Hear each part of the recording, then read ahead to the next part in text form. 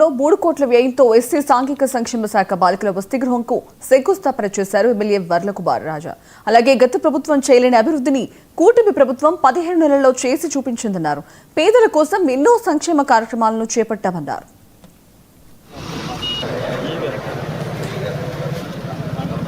Sir కొంచెం ఎడతారు sir కొంచెం తప్పు కొంచెం ఎడతారు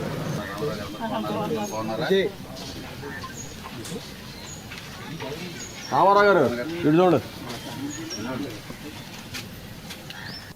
ద్విజగురుదైత్యానాం సమస్త జగదాధార సృష్టి స్థితిలయాధ్యక్ష సాక్షాత్కార పరాత్పర నిరాభర నిరాధార గ్రహాణం అత్యంత పామర్ నియోజకవర్గం పామర్ టౌన్లో చాట్వారిపురం గ్రామంలో వార్డులో ఈరోజు 3 కోట్ల వ్యయంతో సాంఘిక సంక్షేమ శాఖ ద్వారా 3 కోట్ల వ్యయంతో బాలికల కోసం వసతి గర్ల్స్ హాస్టల్ 3 కోట్లతో ఇక్కడ 70% ఎస్సీ బాలికలకి, అదేవిధంగా బీసీ ఓసీలకి మిగిలిన 30%, దాదాపుగా 100 మంది బాలికలకి బ్రహ్మాండమైన అంగరంగ వసతులతో, అన్ని వసతులతో బ్రహ్మాండమైన అకామిడేషన్, అదేవిధంగా ఇక్కడి నుంచి వాళ్ళ ఎడ్యుకేషన్ వెళ్ళడానికి వీలయ్యే విధంగా ఈ వసతి గృహం ఏర్పాటు చేస్తున్నాం.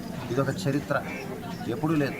3 కోట్ల వ్యయంతో ఒక హాస్టల్ అంటే మనకు 3 లక్షల ఇల్లు చూసాం, 30 లక్షల బిల్డింగ్ చూసాం, కానీ 3 కోట్ల వ్యయంతో 100 మంది బాలికలకి ఒకే చోట వసతి గృహం అంటే ఏ రకంగా ఉంటుందో మనం ఆలోచించవచ్చు. ఇది చంద్రబాబు గారి యొక్క ఆలోచన, ఆయన విజన్.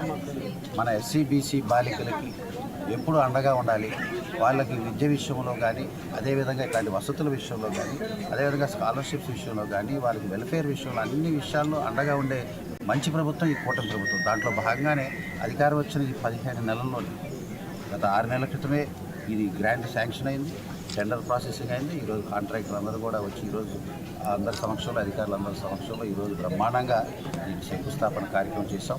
అందరికీ నమస్కారం. పామర్